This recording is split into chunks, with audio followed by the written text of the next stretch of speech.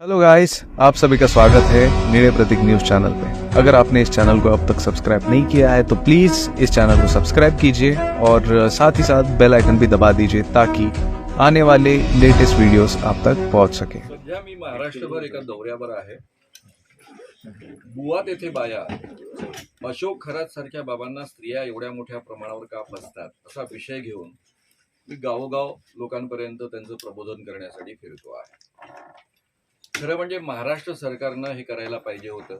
महाराष्ट्र सरकारचं हे काम आहे, पण महाराष्ट्र सरकार हे काम करत नाही तर अखिल भारतीय अंधश्रद्धा निर्मूलन समिती जमेल तेवढं आपल्या वतीनं काम करण्याचा हा प्रयत्न करत आहे।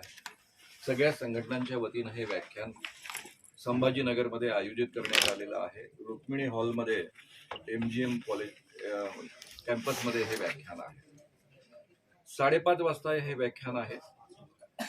या व्याख्यानाकरता सगळ्यांना मी जाहीरीते आवाहन करतो की आपण कृपया हे व्याख्यान ऐकायला या, कारण अनेकांच्या मनामध्ये प्रचंड संभ्रम आहे की या अशोक खरात सारख्या बाबांकडे एवढ्या मोठ्या संख्येने या स्त्रिया जातात, त्यांना डोकं नाही का? यातल्या अनेक स्त्रिया सुशिक्षित असून कशा काय जातात? या स्त्रियांनाच कदाचित आवडत असेल म्हणून त्या जातात, त्यांना त्यात आनंद मिळत असेल म्हणून जातात। काही स्त्री नेत्यांनी तर असंही म्हटलेलं आहे की या स्त्रियांवर खटले दाखल झाले पाहिजे आणि त्यांच्यावरही गुन्हे दाखल झाले पाहिजे। तर मुळामध्ये हे असं घडतं कसं?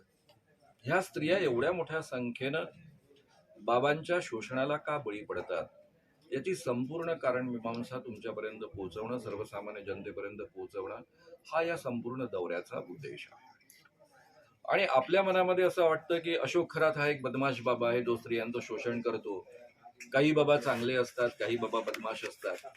माझा गेल्या 44 वर्षांचा अनुभव असा आहे की जो जो स्वतःला बाबा म्हणतो, स्वतःमध्ये दैवी शक्ती आहे असा आभास निर्माण करतो, ते सारेच्या सारे बदमाशच असतात, भोंदूच असतात, त्यामध्ये कोणीही प्रामाणिक नसतो।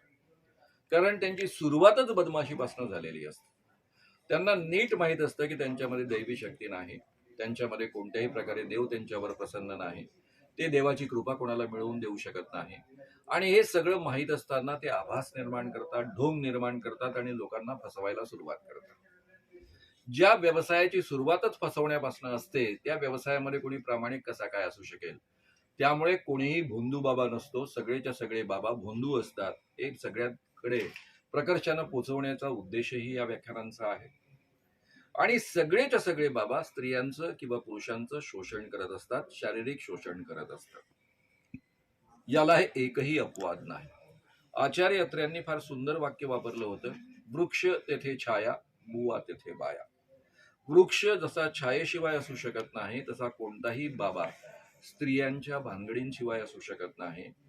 हे सत्य त्यांनी खूप वर्षांपूर्वी अधोरेखित केलं होतं आणि मला माझ्या गेल्या 44 वर्षांच्या अनुभवामध्ये हे वारंवार सिद्ध झालेलं आहे।